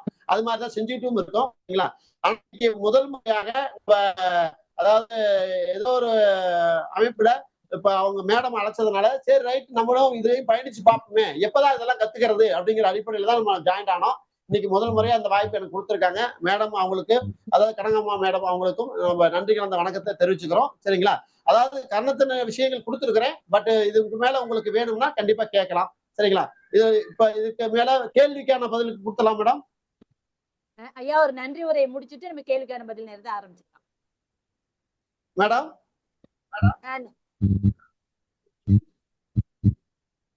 நிகழ்ச்சியோட அடுத்த நிகழ்வு நன்றி உரை ஐயா. நன்றி உரையை முடித்துட்டு நம்ம கேள்வி பதில் ஆரம்பிச்சுக்கலாம். Okay okay madam. இல்ல இப்போ இன்னும் கொஞ்சம் எடுக்கலாமா மேடம்?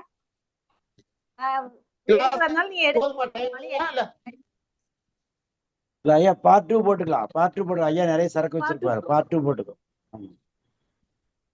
ஐயா அடுத்த ஒரு நிகழ்வா போட்டுக்கலாம். ஆமா சிறப்பு ஐயா. இன்னும் ஐயா பார்ட் 2 போட்டுறலாம். மேடம் நீங்க பேசுறது எனக்கு கேட்கல.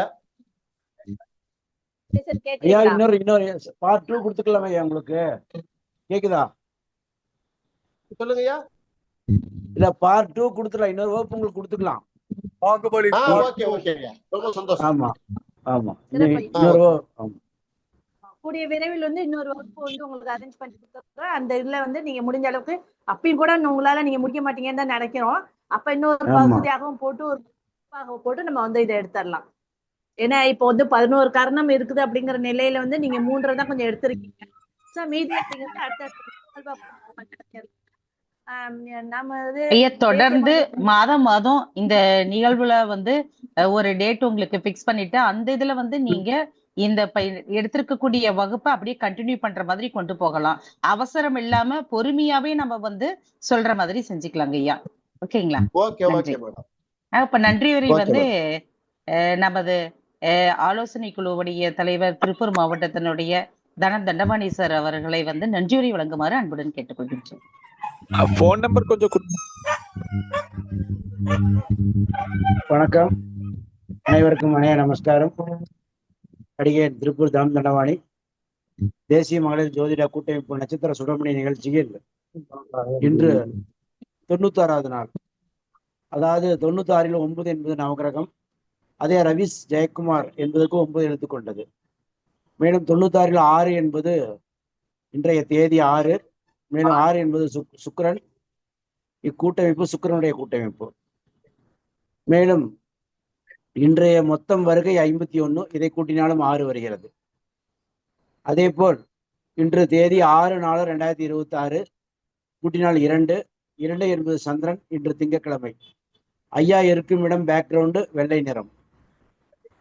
மேலும் இன்று பங்குனி 23ஆம் தேதி, அதாவது பஞ்சமி. இதுவும் 5. பங்குனி 23 கூட்டினால் 5. எனவே 5 என்பது 5 அங்கம் கொண்ட பஞ்சாங்கம் இயங்கும் என்று ஐயா கூறினார். மேலும் 5 என்பது புதன். ஜோதிடம் பற்றிய உரை இன்று. இன்று நட்சத்திரம் அனுஷம். அனுஷம் உடையது சூரியனுடைய கர்ம பதிவு பெற்றது. ரவி என்பது சூரியன். எனவே இன்றைய குரு ரவி ஜெயக்குமார் ஐயா அவர்கள்.